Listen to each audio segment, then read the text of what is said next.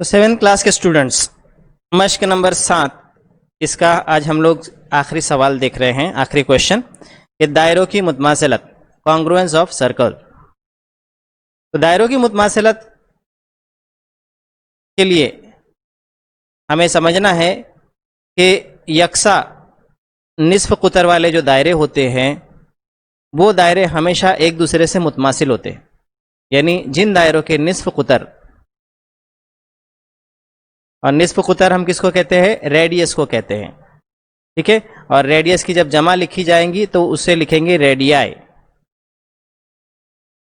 तो यकसा निस्फ कुतर यानी इक्वल रेडियस जिन सर्कल्स के, जिन दायरों के होते हैं, तो यकसा निस्फ कुतर वाले जो दायरे हैं वो हमेशा मुतमासिल होते हैं, ठीक है।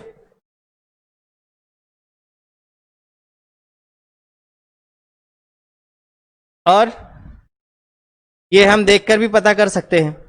और यहाँ पे हमारे सामने डायग्राम्स दिए हुए, diagram A, diagram B, diagram C और डायग्राम डी, इसमें 4 हमको दायरे बना के दिए हुए।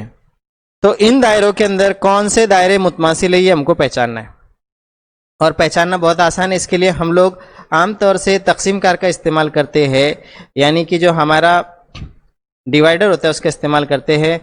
और यहाँ पे हम वही काम अपने कंपास की मदद से भी कर सकते हैं। जैसे मिसाल के तौर पर कंपास को मैंने इस दायरे के, इस सर्कल के सेंटर पर रखा।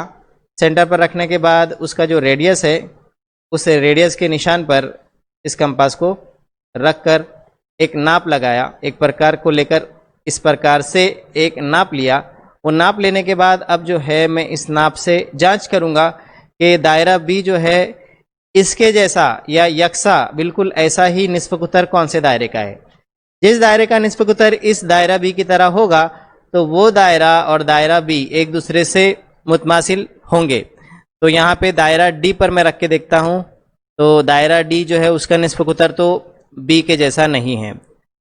ए और सी ये दोनों दायरे इससे काफ़ी छोटे हैं, उनका निस्फ कुतर 1 सम का है।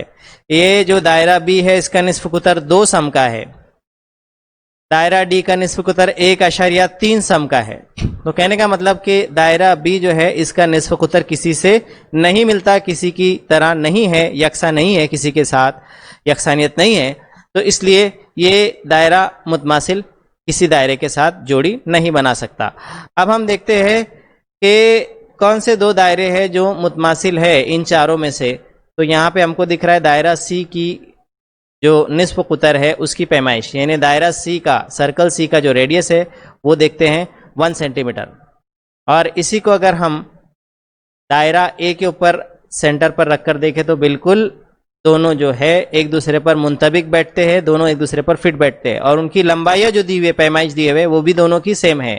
दायरा ए का जो निस्फ कुतर है वो है 1 सेंटीमीटर, और उसी तरह दायरा सी का निस्फ कुतर भी है 1 सेंटीमीटर।